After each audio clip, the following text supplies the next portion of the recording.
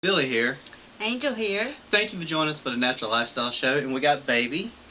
And today we're going to be talking about aloe. We've decided to start juicing this aloe plant. We had already decided to start juicing this because we knew of some benefits of aloe, but after I did today's research, I decided that we are definitely going to include this in our juice this week. I'll have the links below for the research if you'd like to check it out for yourself, but I'm just going to go over a few benefits of the aloe plant today. I found out that there's no one active ingredient in the aloe plant like there are in other plants, but it's just a synergy of all of the ingredients working together. So the aloe is really everything it's made up of. It's not any one thing. That's interesting. Yeah, that's very interesting. Very interesting. And I'm just going to read from the sheet here. It's aloe releases tumor necrosis factor alpha that blocks blood to cancerous growth. So aloe is anti-cancer. And you may have heard of somebody called Father Ramono. In 1988 in Brazil, he was, I guess, living and working among the poorer people, and they told him of the benefits of the aloe plant.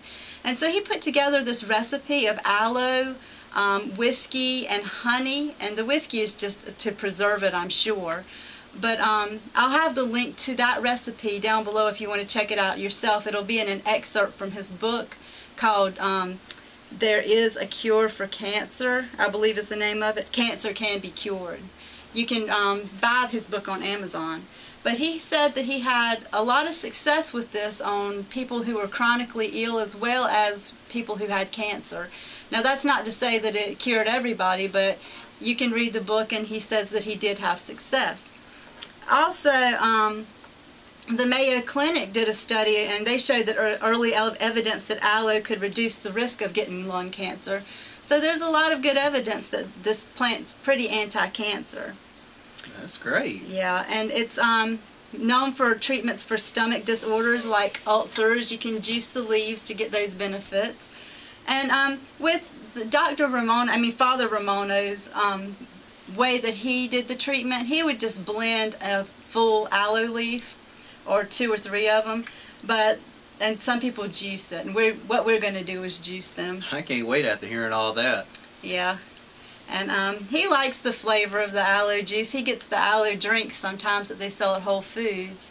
And so I'm sure he'll like the flavor of it.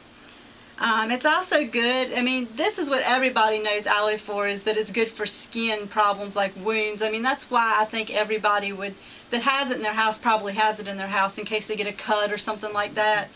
And, you know, that indeed is true. From rashes to dermatitis to wounds. And even there's evidence that if taken internally, you know, if you drink it, then it will help heal a burn outwardly. So that's pretty cool. That is interesting. Yeah.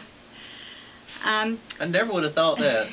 Yeah, I mean, these are just some things that I uncovered today that I just thought that you may be interested in, because every time that we find out more and more benefits to a specific plant or whatever, it just makes you want to consume it that much, you know, more often, and it gives you a new appreciation for the beauty of it, and for the provision that God has provided through these plants. It's very, very humbling to know that He did that for us. And I did want to point out, because a lot of the things that are used to make alcohol and things may be genetically modified these days. I was searching. There is some organic whiskey on Amazon, and you may know where else to get it, but that's the only place I could really find it that was in stock online.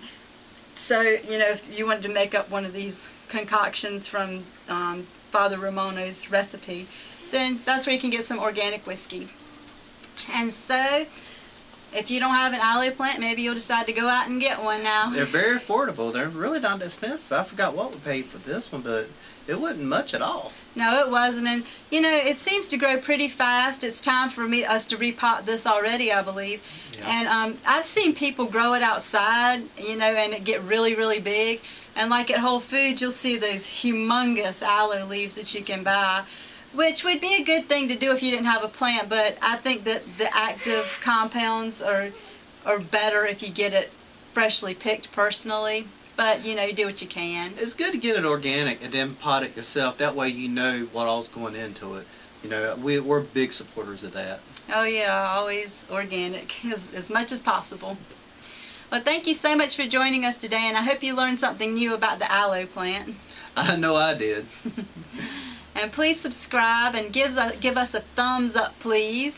And visit us on Facebook and Twitter and our website. You can get a free report, The Basics of a Natural Lifestyle, when you sign up for our newsletter.